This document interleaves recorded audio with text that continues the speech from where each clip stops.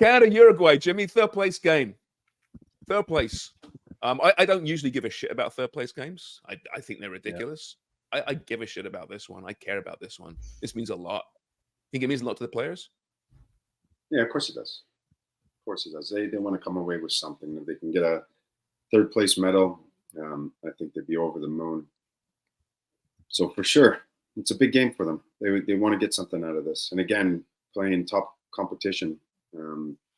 That's what we've called out for. That's what the players want. And I think they want to finish this tournament on a high. And if they can get a great result against Uruguay, it'd be absolutely brilliant.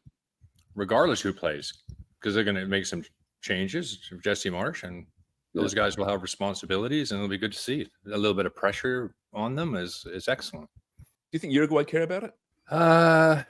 Well, I'm sure they're still stinging from that Colombia game and got a couple lumps and bumps to go along with it. It doesn't look as though there'll be any suspensions, if there is any, and sanctions. It'll be probably for World Cup qualifying, but they'll have a full squad, it looks like, for the game. Yeah, of course they care about it. They want to get something out of it too. It's even us in the 2002 Gold Cup, we ended up playing for third place against Korea, and we ended up winning it. But you left the tournament thinking, okay, you know what? We just went through this whole tournament, finished third, got a medal. Yeah. We were happy with it. Dubs, I'll ask you this. Remember when the whole London Olympics with the women playing against the Americans and all that shit that went on? There's something about winning third as opposed to walking away with silver and losing gold, isn't there?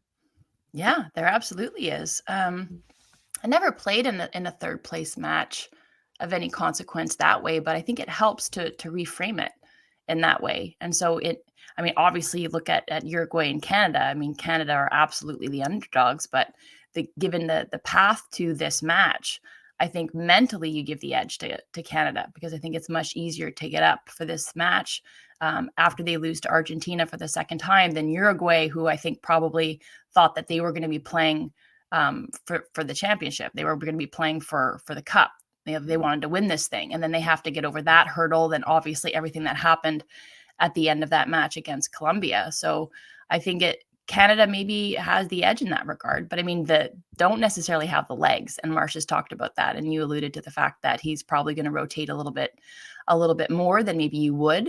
So it's a balance of pushing for the win and then giving the responsibility to these young players like a Luc de Fougerolles, who maybe will get a start in the heart of that back line, or maybe comes on and gets a significant amount of minutes. But Marsh has talked about that. We were talking about how important it is to hold up the youth systems, make sure that the youth teams get more funding, that there's some continuity from the youth teams into the full team. Stefan Eustachio's comments about the CPL, and then Marsh's comments himself about wanting to go and check out the level and to see what it's really about. I think it's important that you toe that line, that you're pushing for the win, but you're giving the responsibility to these young players so that they're tested in these big moments.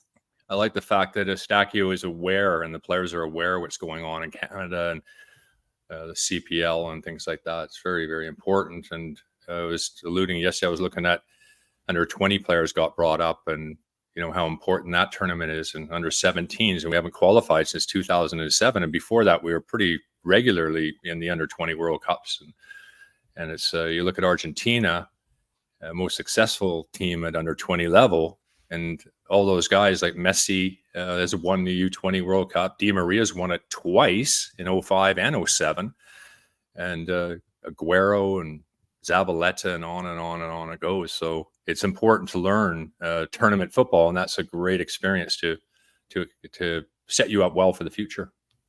Our boy Armin Badakian of One Soccer, friend of the show, put up a great tweet. Actually, he says he was curious. So his list of current men's national team players who were also called up to the under 20 squads over the years.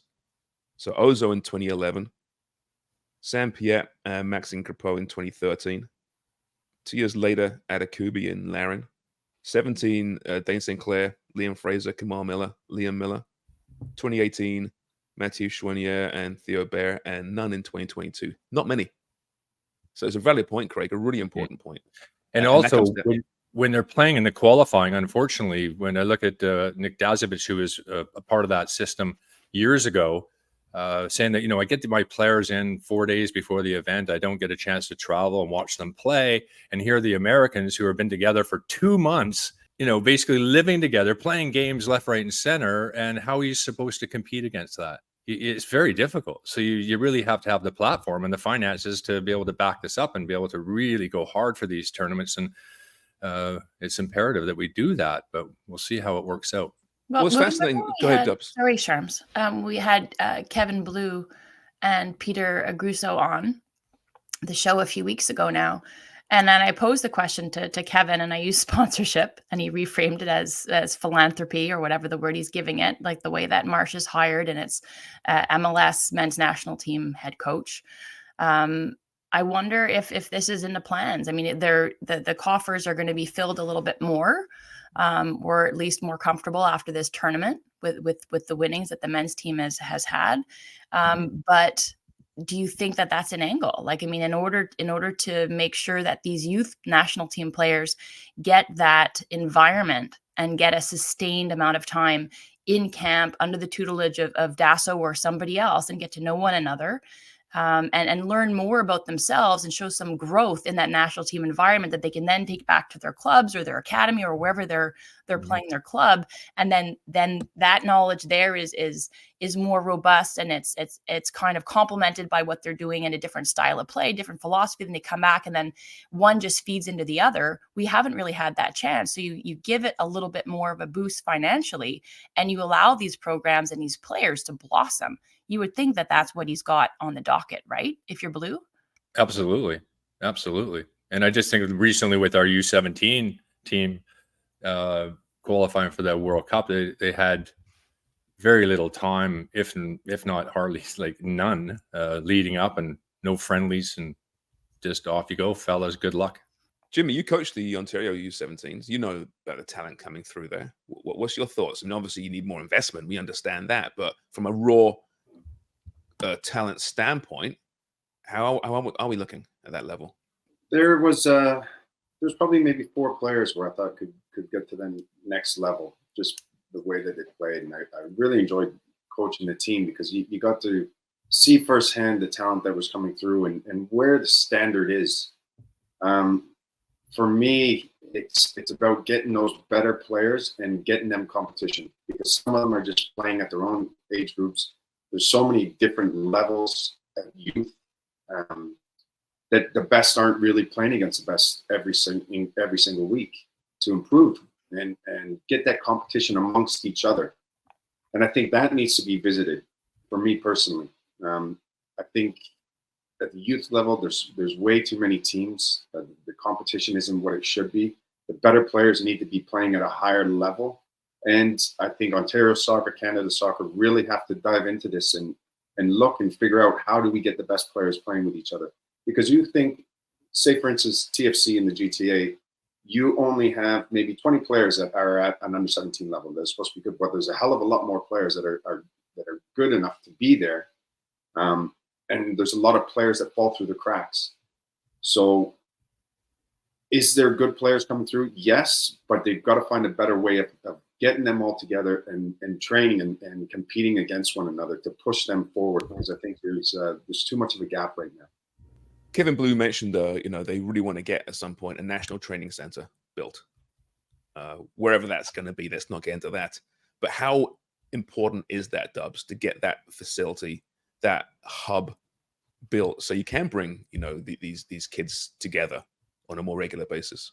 I think it's part of it. I don't think it's the be all end all, because to Jimmy's point, maybe not what you were driving at, but something that you said there about, and then also Marsh's words about getting players in CPL, but not in their 20s, but in their late teens, and giving them the responsibility and giving them that regular test is really important. But I think that the way that we're scouting and the way that we're recruiting, you want to give the players that are identified as being your top talents at that age, you want to give them the in-game time and the best versus best environment. But at the same time, you don't want to eliminate a whole other crop of players whose development might be coming a little bit later. And I think you have to be inclusive about it. We've talked about that in terms of our game and opening it up and welcoming people in. I think the same thing could be said for our recruitment. You identify the best, but at the same time, you have circuits, you have infrastructure that is allowing other players who might be late bloomers or who do not figure in, the various acronyms of provinces in terms of the best players who are playing in like the provincial programs or the NDCs, and that you're not eliminating them. Like when I go speak to girls teams at 12, 13, 14, if you're not selected for the regional teams or for the provincial teams at that age, keep going. I think especially for women here, what's exciting about NSL is, yes, the top of that pyramid, but it's everything that's beneath it. And allowing players who are in their 20s, who previously had to retire, that they'll be able to continue to develop and continue to refine their game and be tested. So I think we're missing the infrastructure, especially on the women's side. But I think to go back to your question, Charms, about a national training center, 100%. But it's not just that. It has to be the entire ecosystem that is nourished and developed as well. Yeah, I think, I agree with you, Dubs, but with the training facility, and if they do end up having dorms there as well, it makes it a hell of a lot easier for those programs, the U15s, U17s, where they can actually come in for a week, they stay on site, they get the training, just like they do everywhere else. I think that will help as well. It creates a football environment that we don't have right now. And I think when they do get that, I think you're going to see a bigger difference, knowing that you've got a national training center where players can be coming in and getting ready for these big tournaments, because right now they don't have the resources. We don't have anything. I mean, I remember at times training with the national team, we didn't even know where we were going to train. We were training in parks and just some random fields before going into competition. And you think, how is this a national setup? And we need that professionalism. And it's got to be these younger players as well, where they walk into the training facility and think, oh my God, I can't believe this.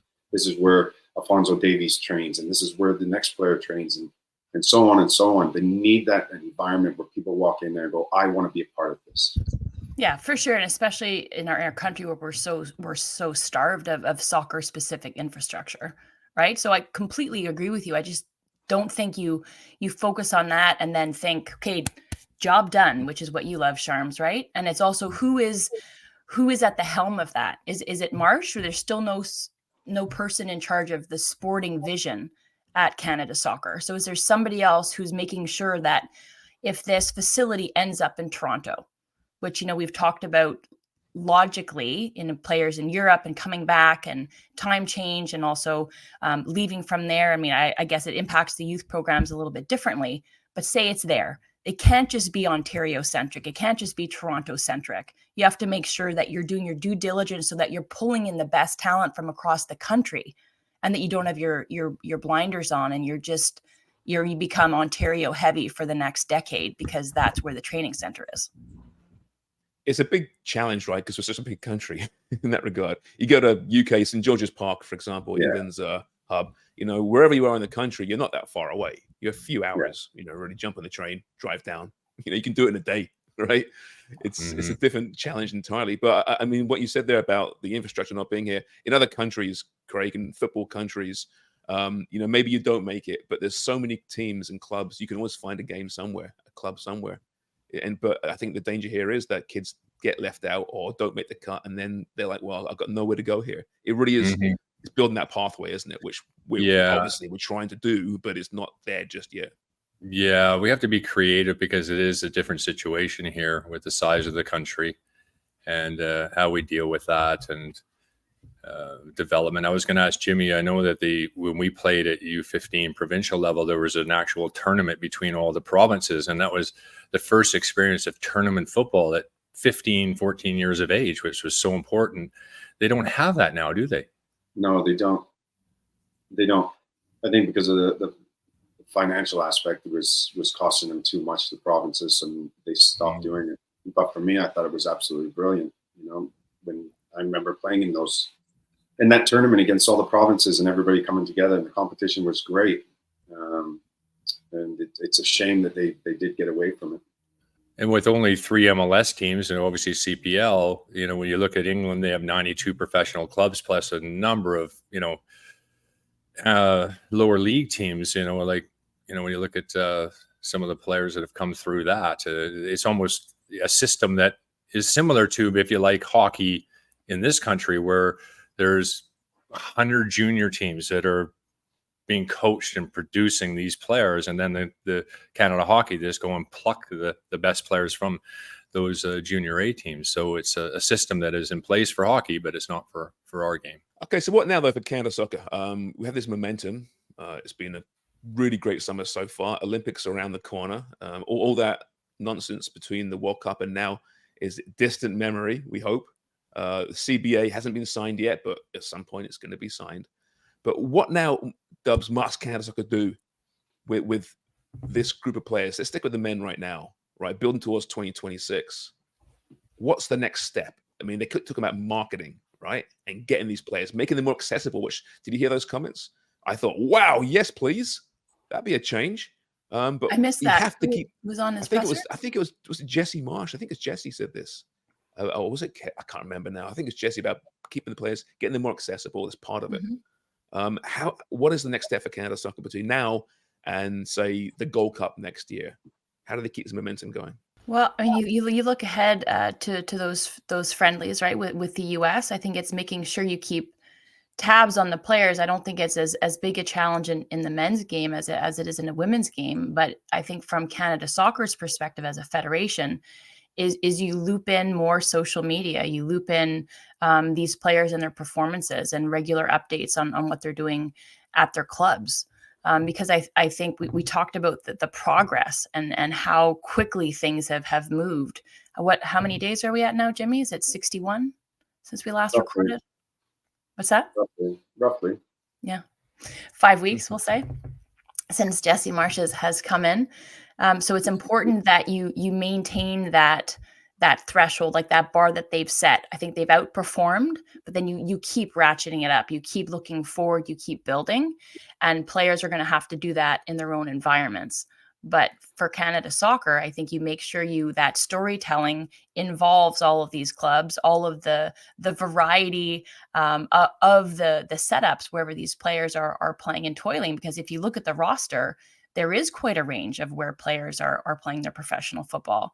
And you dive into that. I mean, there's so much there that is ripe for the picking for Canada Soccer, where they can let people in. And I think you keep doing that. And then every single time you gather back together, then you meet with these players. And we've talked about how they have been inaccessible, right? Or it's tough to get them on Footy Prime, for an example, or other things like that, because they prefer, I think, to control the message themselves and do it on their own social media platforms.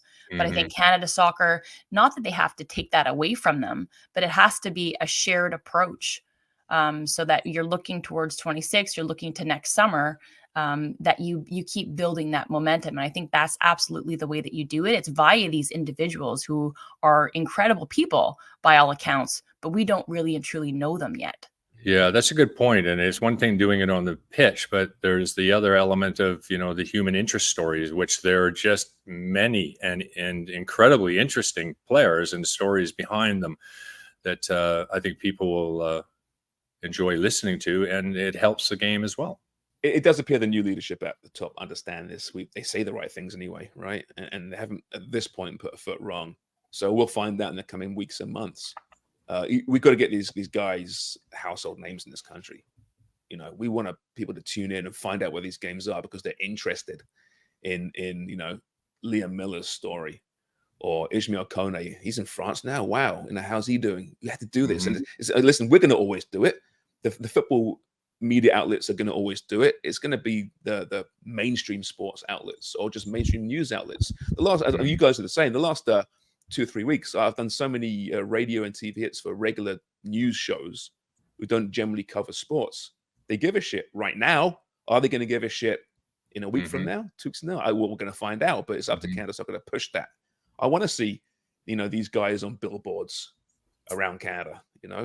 It costs money. I understand that, and that's the biggest factor here. How do you find that money? But we've got to do this and really push it because the game's not going anywhere. It's only growing in this country, but I wanted to grow a little bit faster. I'm selfish. Yeah. Did you notice, Charms?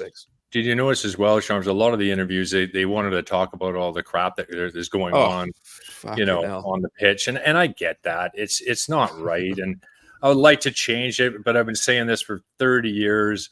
But if you can't beat them, you have to join them. And I think that our players are getting smarter in that area. And yeah, it's not a great advert for the game.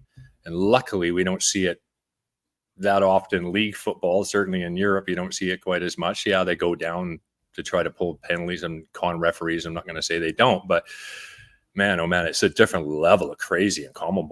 Different level.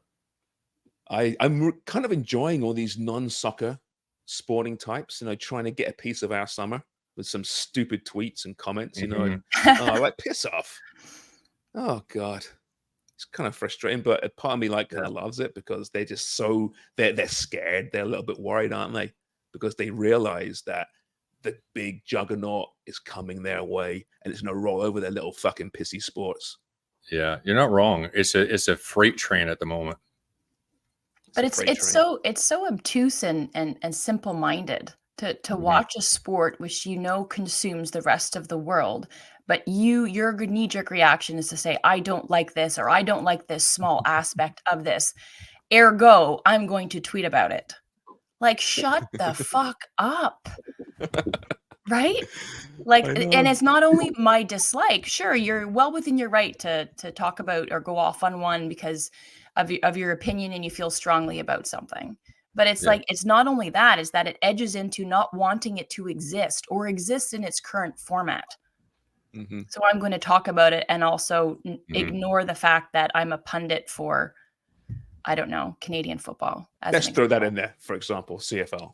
What was that all about? Honestly, I hate this game. How can we make it better? I'm thinking to myself, fuck me, you've only had 8 teams over 100 years. You've even changed the pitch. You've changed the downs. And you're worried about us changing our game. You need to do more to change your game because nobody's watching that shit. I totally agree with you, but I just think why can't you just enjoy your game? I enjoy CFL. I'm a Big Al supporter. Do I watch a tremendous amount? No, but I appreciate it and I respect it. And I certainly am not going to stand on my soapbox and tweet about how it needs to change. Yeah, I don't like the fact that they don't play on both sides of the ball. But I like the sport still, but they should be playing on the defense. They should be playing on the attack, and the players that get smashed by the defenders should get a chance to get the back of their. I'm not going to go out there and tweet about it. But I think sorry, Jimmy, when you're into sports, look, for me, I genuinely love all sports. Right, I have an interest in everything. If tennis is on, I'll have a little watch of it. And I appreciate what those athletes do. If golf's on, I'll watch that, or Indy 500, whatever it is. You appreciate what everybody does. Never once does it come into my mind where I'm going to think, oh, I don't like that. They need to change that game. Like, who the fuck am I to say that and to tweet that? Like, am I that important that I can really get that out there and make a difference? Yeah. Like, you got some balls to do stuff like that. I just don't understand it. I think we're referring to Dave Naylor's tweet, by the way, to those that don't know. And I'm sure he's a lovely guy. Don't know him. But one guy responded. It was actually, your response was great too, Dubs, by the way. But one guy responded with exactly the same tweet, but just changed it to CFL and 3 downs to 4 downs. It was really well done. Yeah, but going back to what you were saying, like tying the previous conversation to this one, and like people in different sports and pundits looking at soccer and whether it's feeling threatened or not liking it or whatever it is, I think that's part of that storytelling and making sure that soccer in our country not only stays in that sports, you're going to love this, Sharms, because it's your favorite word in the sports zeitgeist, but also the cultural zeitgeist, that it's a talking point beyond the field of sports, whatever the sport is, that it's relevant in terms of your NHLs and your CFLs and NBAs or whatever we're talking about.